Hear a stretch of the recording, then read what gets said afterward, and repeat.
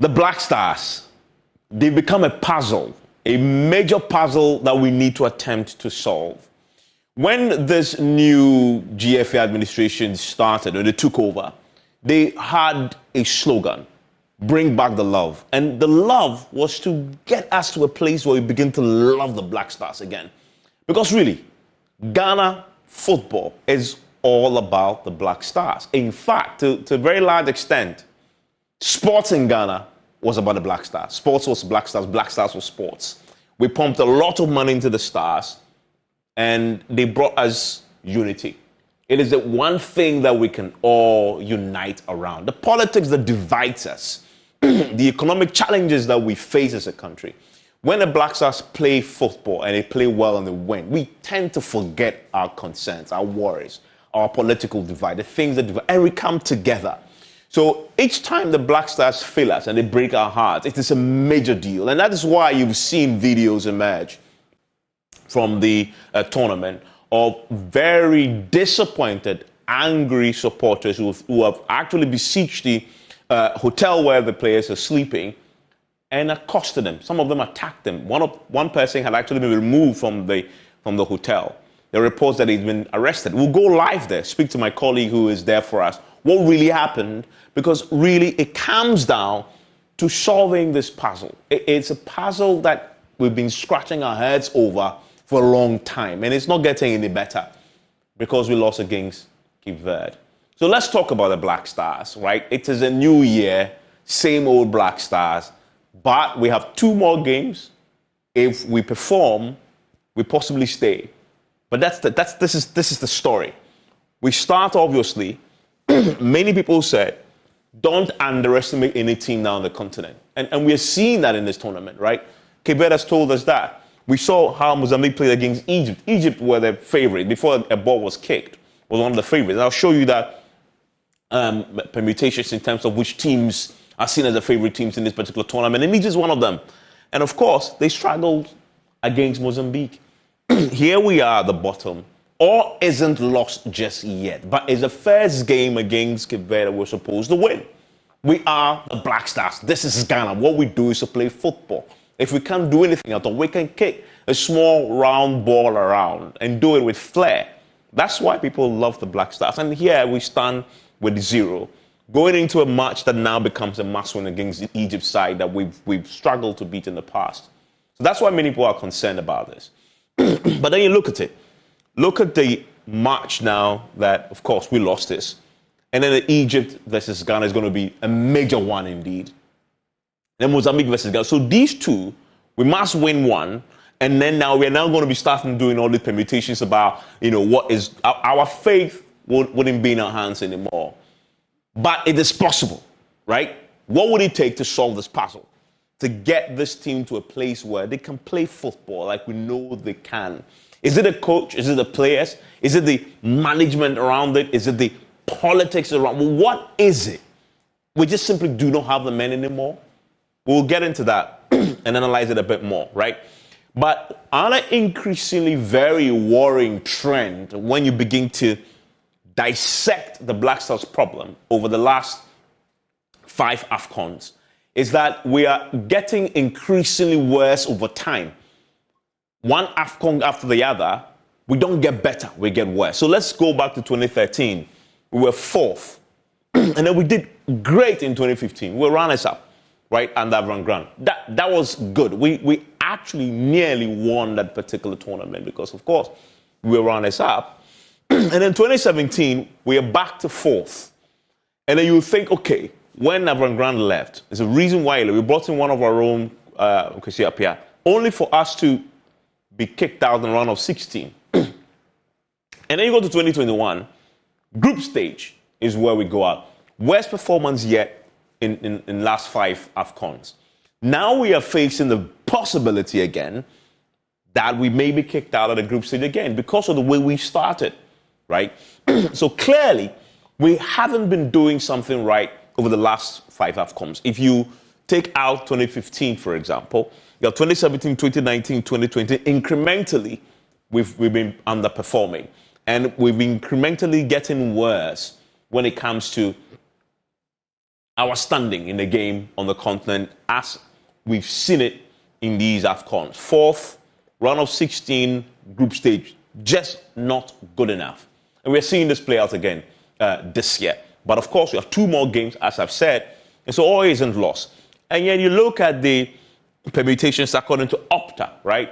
Looking at which countries are most likely, top 10 countries most likely to win this tournament. And Ghana is placed there at 9th. Yes. Ahead of us are a host of other countries who, of course, have invested a great deal in their football. We have Ivory Coast, obviously because they are hosting. And when you host, you tend to... And Ivory Coast is a solid team, by the way. There's a solid footballing nation. Senegal, they're the current holders. So they are in there. Morocco is in there. We know the story about Morocco and how much investment they placed in there. You see the performance in the World Cup, for example, tells a story. Algeria, Egypt is there, Cameroon, Nigeria, Tunisia, of course, Ghana, and then we have Mali. Now, there's very little expectation after this game, after the Cape Verde game. But we're going to face Egypt now, and Egypt is ahead of us in terms of the countries most likely there. After 10, we are 9th, right? So, of course, that tells you that people still rate us when it comes to, football. But I must submit, it's largely because of our history.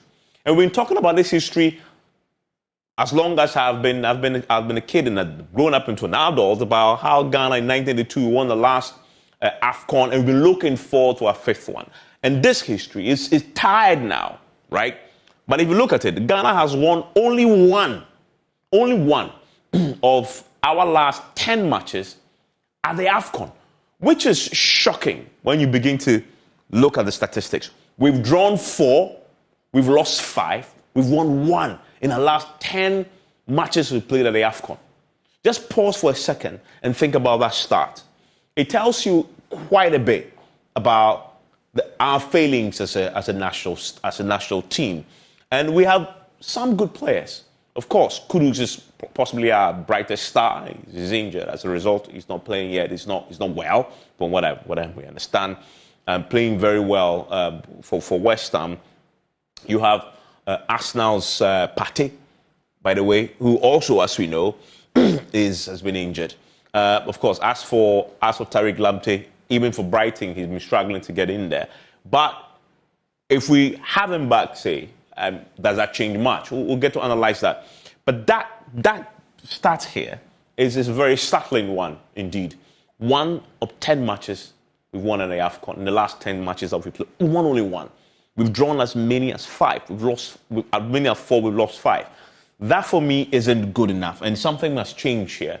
We have an opportunity against Egypt, for example, and that will lift the spirits a bit more if we are able to perform there. But it will take a miracle because Egypt also needs points on the board because they also underachieved in that last game against Mozambique. But some of our key players there not featuring. And as you've seen him, and I've made a point for me in the Premier League, he's possibly one of the most exciting players to watch when you watch West Ham. I tune in to watch West Ham games because of him, right? He played 16 so far. He scored 6 goals. Assists is 1, but he's 7.2 in terms of his output for the team. And David Moyes loves him, and he's become a favorite of supporters of West Ham. He brings a lot to the game, and maybe if he comes in, he may change something, and we'll see what our analysts say about this. Of course, Partey has been injured; he's not been featuring for a while. There's a talk of Arsenal let him go. As for Tariq Lamptey, he hasn't been featuring as much for Brighton and Hove Albion already. But there is a question to be asked about this Black Stars puzzle and how we solve the puzzle. You see that we don't just simply have the man and that we just have too high of an expectation of our boys. What is it? And how do we stay in this tournament beyond the group stage? That's the last time. That's where we exited. We're trying to solve this puzzle when my guests begin to join us for a conversation. We'll also take you live there into our camp and get the very latest. How is the team recovering from this challenge that they face? And our supporters have made it absolutely crystal clear to them, beyond just, of course, what we hear on radio. Many of them stormed their hotel and told them to the face. I've seen the videos. It's appalling, by the way. You're wondering, where is the security? This shouldn't happen, where you have supporters storming in, having these rebel arguments. It could have turned pretty messy. In fact, in one case, as we've learned, our coach became a subject of an attack. And we'll get to look at that. But it tells you how passionate we are as a people about football. It's the thing that pulls us and unites us. We'll look at that, go there first, with one of my colleagues joining me for a conversation. Please stay with me.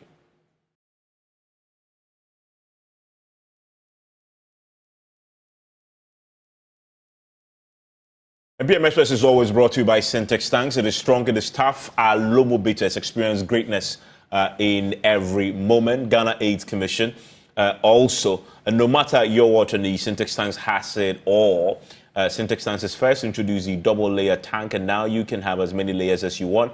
Syntex Tanks is first introduced the white inner layer tanks in Ghana. We now introduce you to the customer specs order, which lets you order and any color, size, or preference. Syntex Tanks gives you the longest warranty of 7 years, which no other tanks gives you in Ghana. So whatever your water consumption, size of product, or demand, choose Syntex Tanks. We have agents nationwide. Call them on 0244 335 168 or shop online at syntexgh.com. A strong, a tough. My guest joining me tonight for a conversation, Carl Tufo, you know him. He's a veteran sports broadcaster.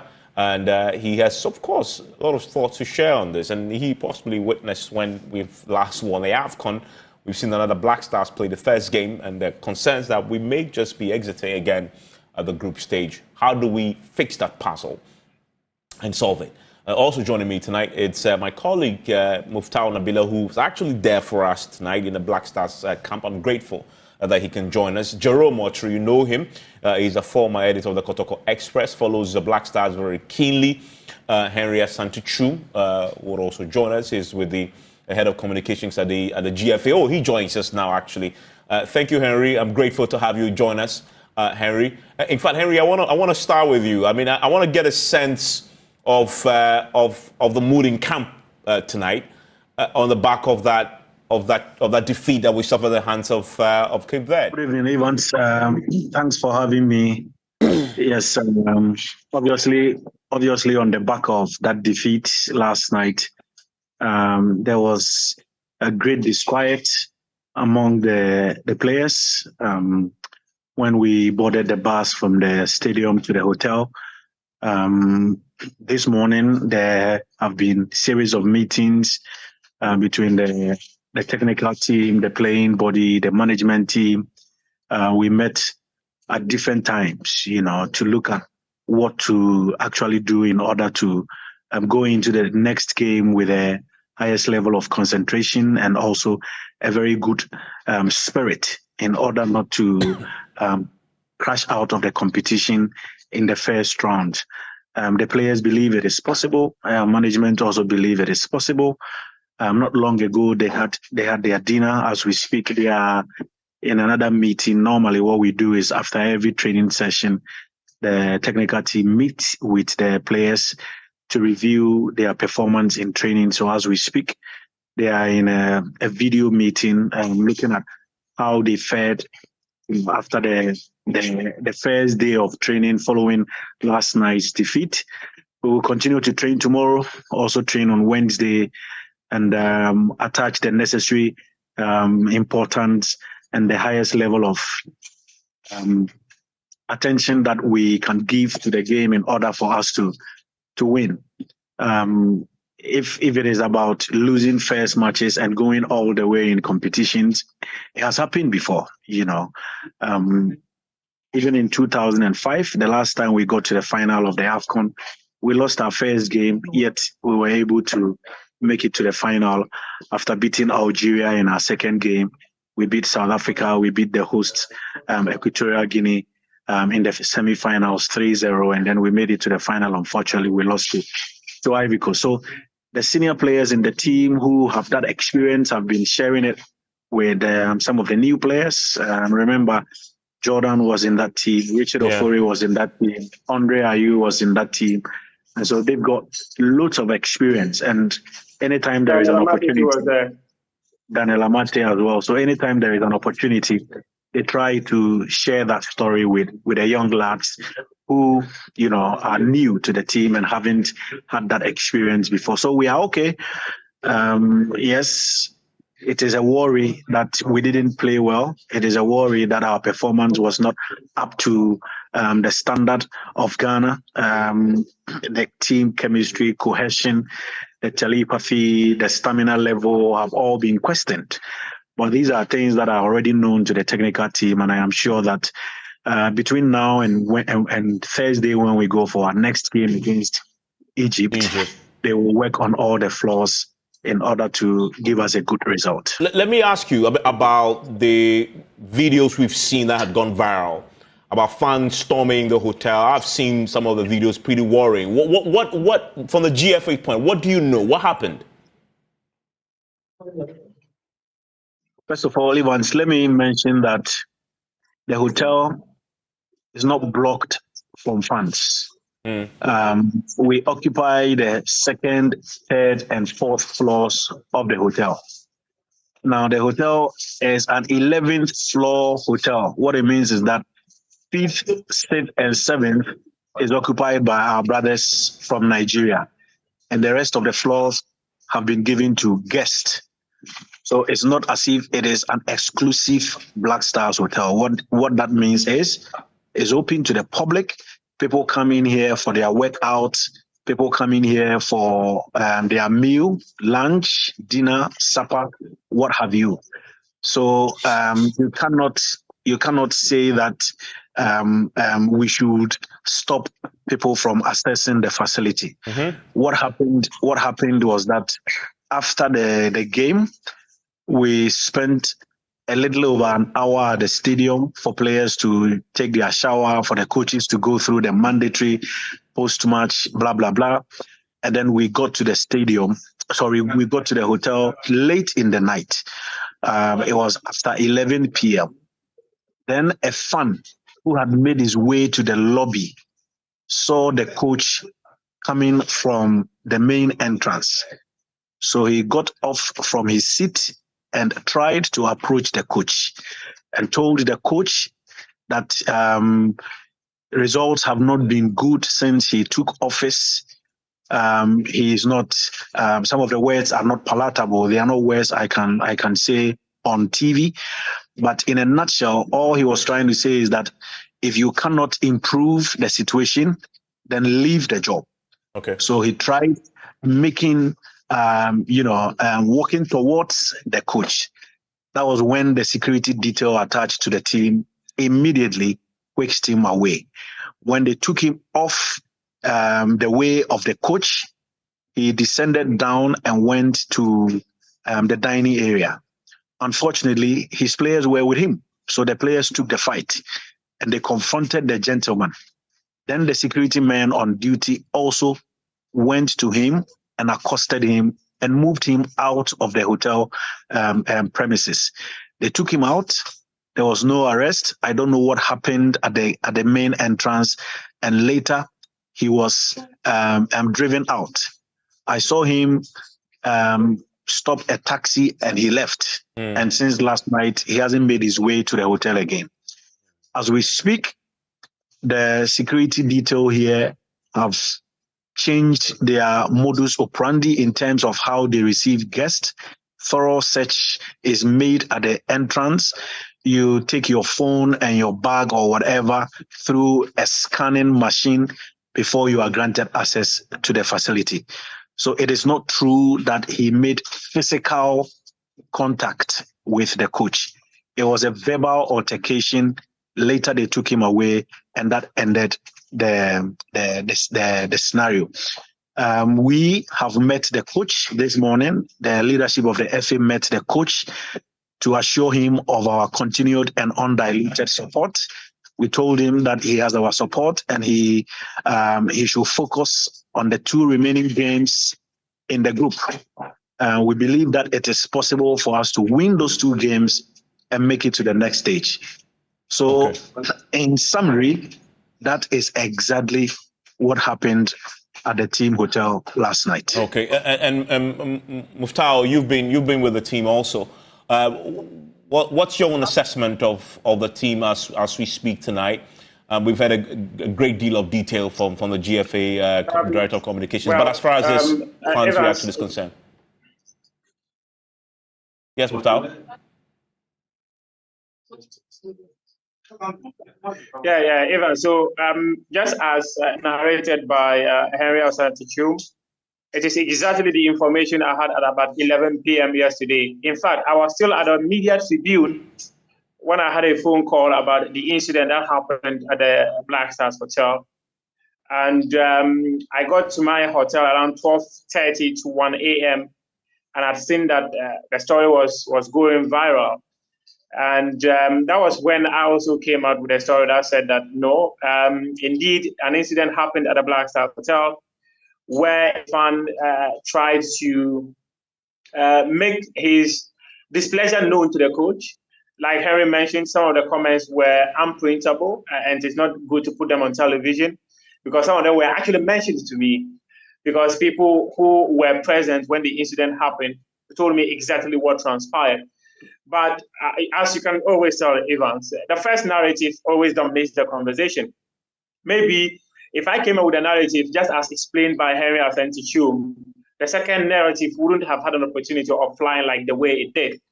But that was it. This morning I was with the BBC World Service, which became a very topical issue. They called me from London. They called me from BBC Africa. All of them were trying to get many international media organizations were all trying to reach out to me to get a perfect understanding because as at the time that the story was going viral, I was the only person who had a contrary story to what was dominating the headlines. So they reached out to me to clarify what actually transpired. I didn't mention to them that I was not at the scene. So they were trying to even find out whether the story out there that had detailed that there were some diplomats at the hotel who tried or who intervened for the supporter and all that. And I said, I don't know whether if the source of that story was at the team hotel, but I do know we're all at the media tribune together. But I left earlier when the reporter was still at the media tribune. So I cannot tell when he got to the hotel and how he was able to get the information. I could only tell them my version of the story. So it was later the BBC got back to me and told me that they've gotten a statement from Henry, and in fact they were telling me that they were grateful for the story I gave to them. And that really offers that offers some clarity on that situation. But of course, I mean that shows you that incident shows you how passionate people are about the Black Stars and the disappointment. I want to bring in Carl, who is joining us now. Carl, let's talk football now. Henry and the GFA remain confident that yes, this has happened before. We've lost our first game before, and we've gone on to do well in the tournament. Now, based on what you've seen so far and the current crop of players we have in our team, in our squad, do you share that confidence?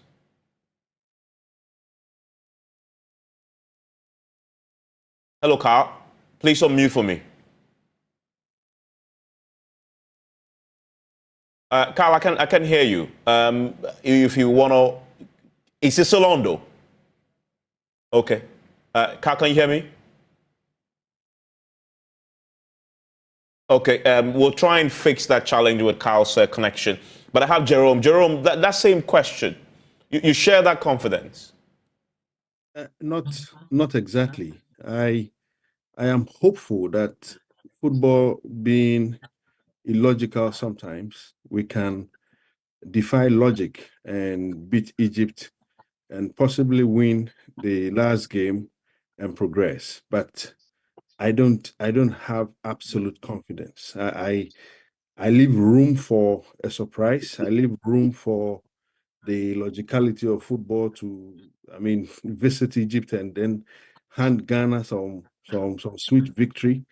But in reality, it is not something I expect. And you see, let me touch briefly on the incidents that have happened in our camp. I think the FA is just making excuses. I mean, let's not entertain some of these stories. In as much as it is something that might have happened and they may not have had control over it. Evans, if you have tracked events in Ghana's camp at competitions over the last decade, you would not take these things lightly. And I am not taking on my brother. I'm not taking on the FA. I'm just saying that awful developments, negative developments in our camps at tournaments have become way too much, and it is inexcusable. I mean, the explanations are okay. The explanations only clarify exactly what happened. But I'm saying that how many countries go to tournaments and every tournament you have some negative development emanating from their camp, if not Ghana? I don't know many. Maybe I'm not following the others. Maybe I'm only paying attention to Ghana. But I'm saying that whatever happened, it is inexcusable. And I wish we may not even talk. I mean, we will not talk about it again, because why we are there are not these issues. We are there for something more important than this. Yeah, I mean, and we are there for the footballing reasons. And you say that based on the football you've seen, the quality of the squad that we have, you don't share the confidence that the GFA has that we can turn this around against Egypt and Mozambique.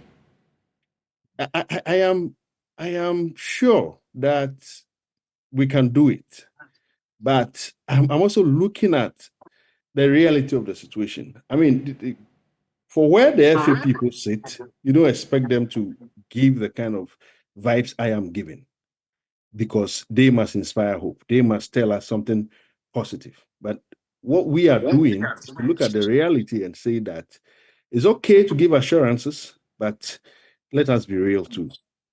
I mean, Carl is back. I mean, Carl, if you can hear me, the Black Stars remains a puzzle.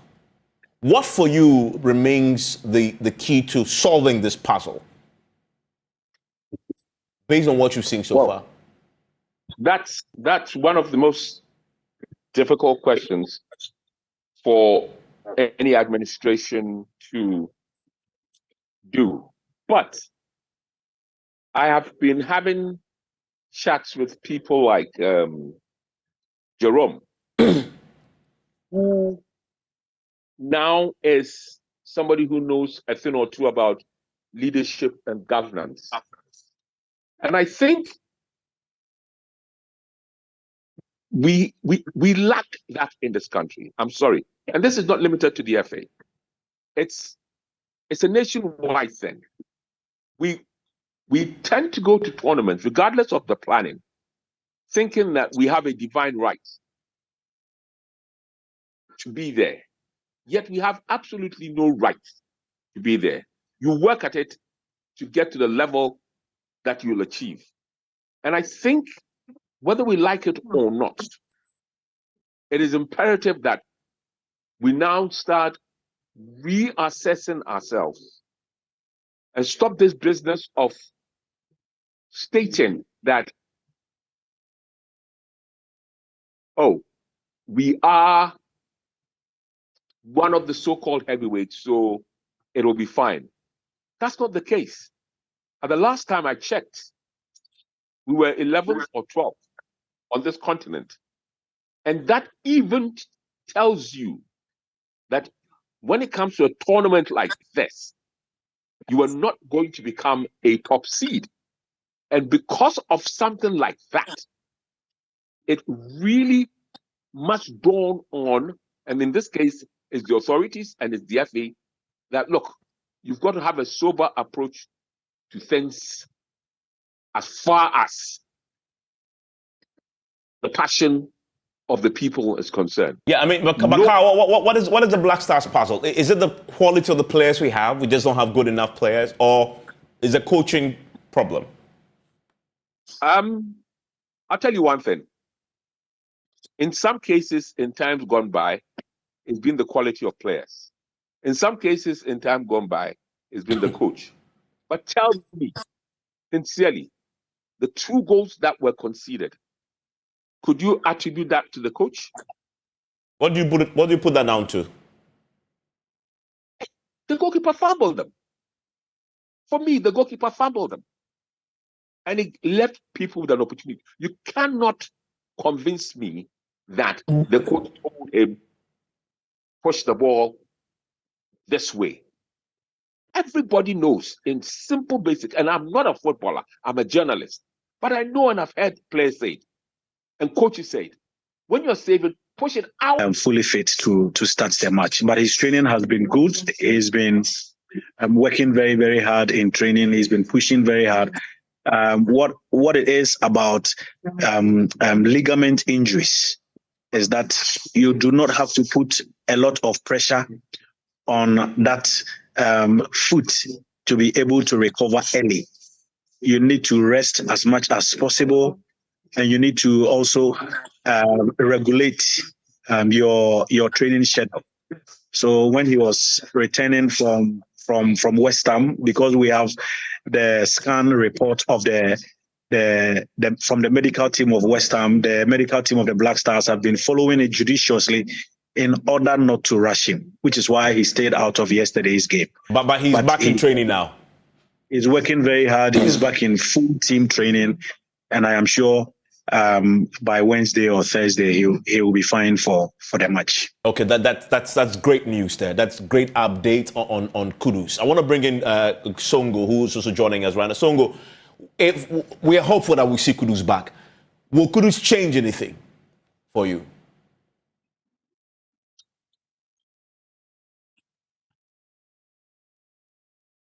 Hello, Songo. Songo, can you hear me? Yeah, hello, Ivan. Yes, I can hear you now. Hello, Ivan. Yes, we just received good. Hear me? I can. Yes, we just received good news that Songo Kudus is back in training. And we are hopeful that he's going to get the all clear to play. If he gets back, will that change much? Thanks and much respect to your viewers and your listeners, but I mean, if you are not fit for a tournament, you opt out. You just stay out. That is all. What is Kudus going to do for Ghana? Tell me. I mean, this same guy, was part of our AFCON tournament, and he never played a single match. Kudus will play. And Kudus never played for Ghana. And it is happening again. You understand? If you are not fit, you don't need to be part of the team. We want fully fit players. Look at the Mozambique. Look at the Mozambiqueans, and I mean the way they play. Look at the tournament, the energy. Look at Quebec. I mean, look at the energy level. You don't need injury players or have fit players to be in the tournament. What are you going to get from them? But he's our best player, arguably, isn't he? Who told you that? What has he done for Ghana or for Black Stars that makes him the best player? Tell me, who told you that? What has he done that the Kudus, with all due respect? Yes, he is a good player, upcoming young chap. He needs to, stay calm. The way he's dedicating himself and playing all out for West Ham, that is what he has to show more, even extra more, when it comes to Ghana. So he needs the support of Ghanaians to be able to rise up to that level you are talking about. He's not there. He's not our best player. Tell me which AFCON or which of the tournament that he's taking us and he has shown to us that he's our best player. He's won a cup for us. Tell me. Who is our best player then? It's a teamwork. Okay. For now, and they are fantastic chaps there. They are yes. Even you talk of Jordan Ayew. You talk of Jordan Ayew. He's a very good player, very experienced. Even yet, still we have the captain there, Andre. You understand? It's a teamwork. We need a teamwork. So Songo, what do you put the Black Stars problem down to? This challenge we have with Cape Verde, what do you put it down to? You remember, we've not been able to win any AFCON match for 5 years now. Yes, you're right. We've won 1 in 10. Yes, for 5 solid years, we've not been able to win a match. including yesterday. Yeah. You understand? So anytime we go and we come back, we are going to fix the problem. We are going to learn lessons out of that. But we don't learn those lessons. And it's a fact.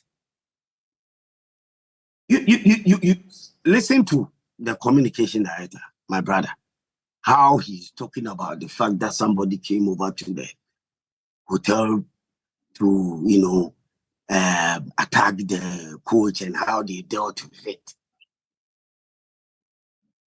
It can be from these same football people. Go and attack the coach. Go and do something to the coach.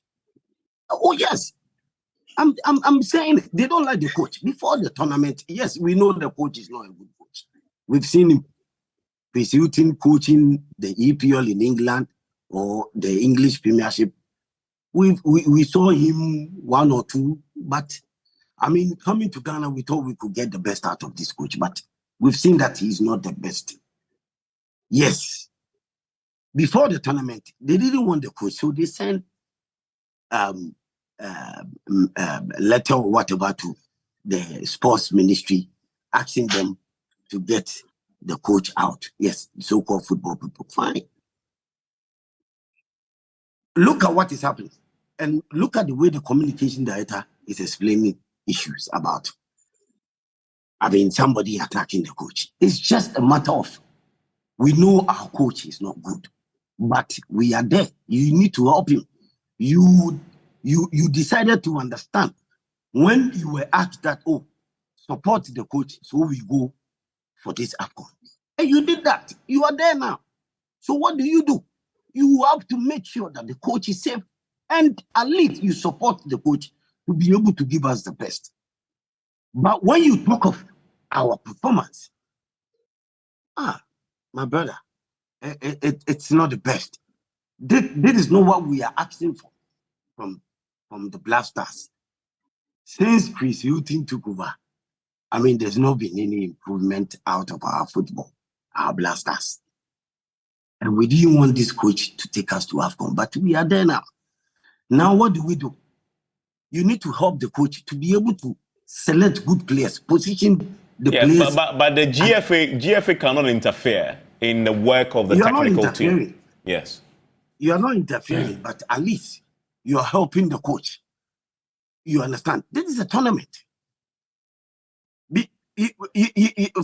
First of all, selecting players to the tournament was not based on merit. There are some players who are not to be there. Like which player? Like which player? There are some players who are. Is that? Like which player?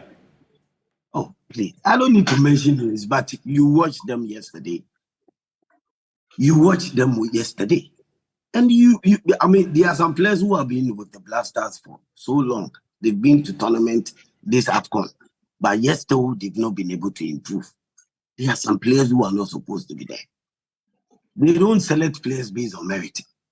Yeah, but you have to help me appreciate which player is there who is there not on merit, and we shouldn't have selected. Ivan, for now, you need not to be mentioning names, but we are all watching the game, and that is what we saw yesterday. We were beating 2-1. Quebec will score the first goal, you will equalize, then still Quebec will be able to get the second goal against Ghana, a whole so-called football nation. We've won the AFCON 4 times, produced all the best players. What is happening now? That we are now a boogie side for the likes of Cape Verde and Comoros. That we can't do. And there's a point there, and Jerome, I want to come back to you on this. Yeah. Jerome, this statistic, 1 win in 10 at AFCON, is shocking. And Songo says we haven't learned the lessons. And I just saw the list of coaches we've had.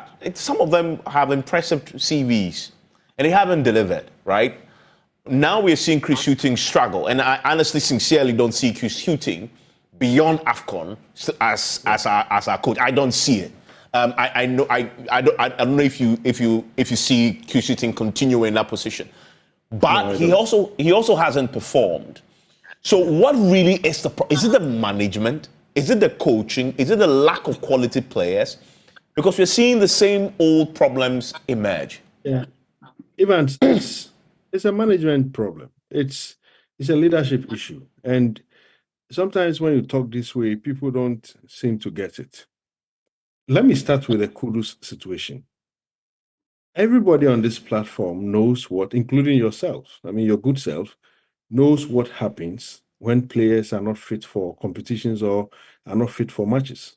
Two things. Either they come and you are told in clear terms when they can play, or they don't come at all because they cannot play.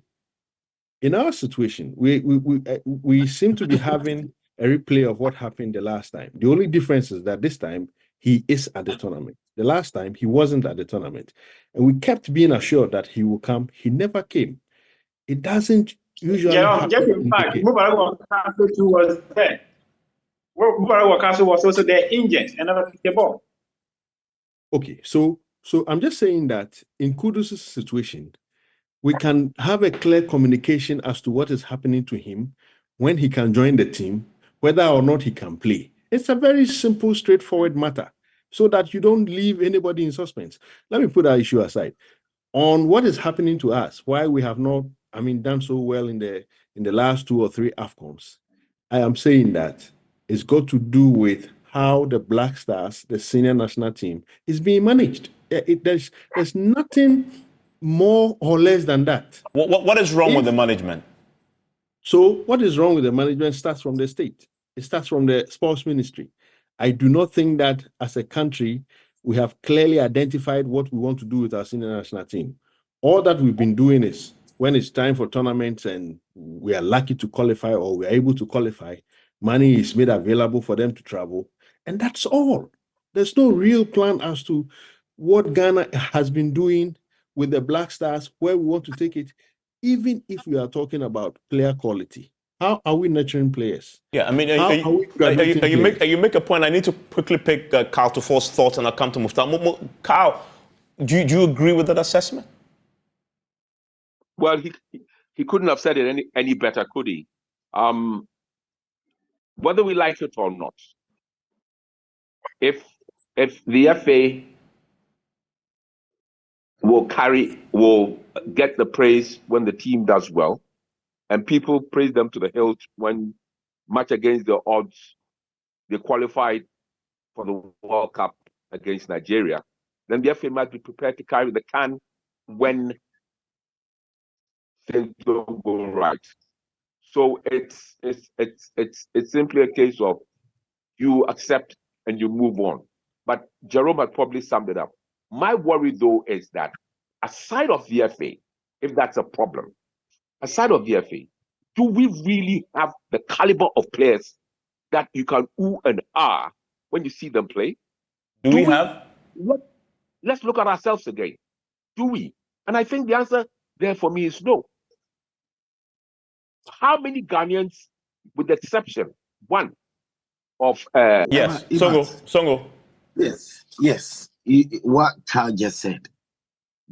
I mean, when you speak your mind, or you also come out of how you feel about our football. You have FA where they don't accept criticisms. That is the problem. You understand? And in this our country, when so-called football, a section of people, or maybe like somebody wins an election, after winning the election, the opponent is an enemy. Whether the opponent has something good to offer in football or not, the opponent is an enemy. I have a few seconds to wrap up. I need to take from all of you. Songo, let me take from you. What would it take? What would it take to get a positive result against Egypt? And that question must go to everybody. I mean, what would it take? It will only take a miracle. Muftar, what would you say to that? I think it will take character and determination and hunger from the boys. Jiku and Dennis Odoi said it at a mixed zone. That is the only way out, because the body language of the players clearly does not suggest that they are committed enough. Maybe it's a difficult thing to say, because sometimes we look at this national team and we're wondering, how come they are not as hungry as we expect them to be? Just give us 100% of what you do for your clubs, and the players will be up there competing against the best in the continent. Ivan. And Henry, I mean, you have the final word on this. I mean, we have to win this game. It's a must win now. Evans, yes. Evans, let me say mine before Henry comes in. Unfortunately, because of time, you have 30 seconds. Quickly. It's going to take the logicality of football. Logically, Ghana cannot beat Egypt. Okay. But football has to be illogical for us to win. And Henry?